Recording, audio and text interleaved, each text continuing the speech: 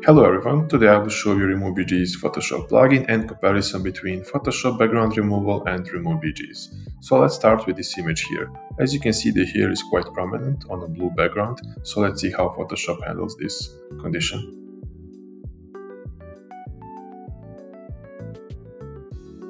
And as you can see, there's a lot of blue in the hair, the whole cutout looks a bit weird because of it, and you'll have to spend some additional time fixing this. Now let's make the copy of the same image and let's see how remove.bg handles this same situation.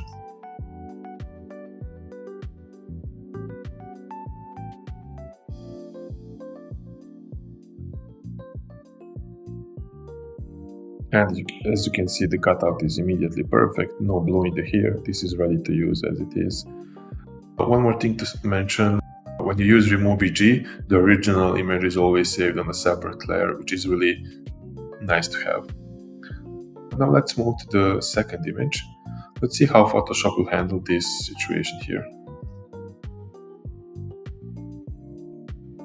And as we can see, the cutout is not really good. The antenna is completely cut. The windows are actually cut, they're not transparent, there's weird artifacts. This area here is actually background, but here it's not detected. The holes in the wheel rims are not detected, no shadow, overall not looking very good. Now let's make the copy of this same image and let's see how remove.bg handles this.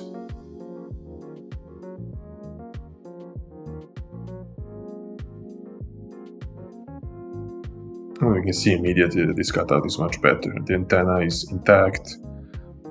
This area here is properly cut out. The hole in the wheels are cut out. We have a nice shadow and nice transparent windows.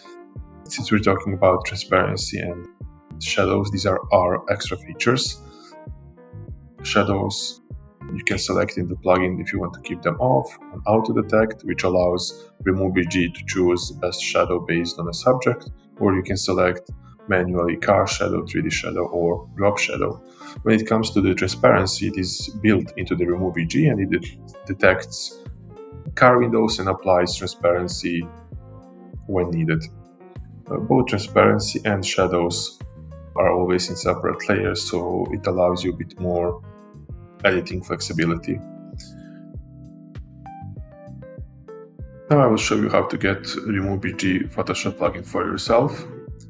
You will go to your browser, to the Adobe Exchange, then to the Creative Cloud. In the search bar, you will type remove.bg.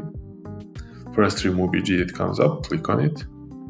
Here you will have download or install button. For me it says manage because I already have it. Click on it. You'll be prompted to open Creative Cloud. Click on it as well. And here you will just click install, and that will be it.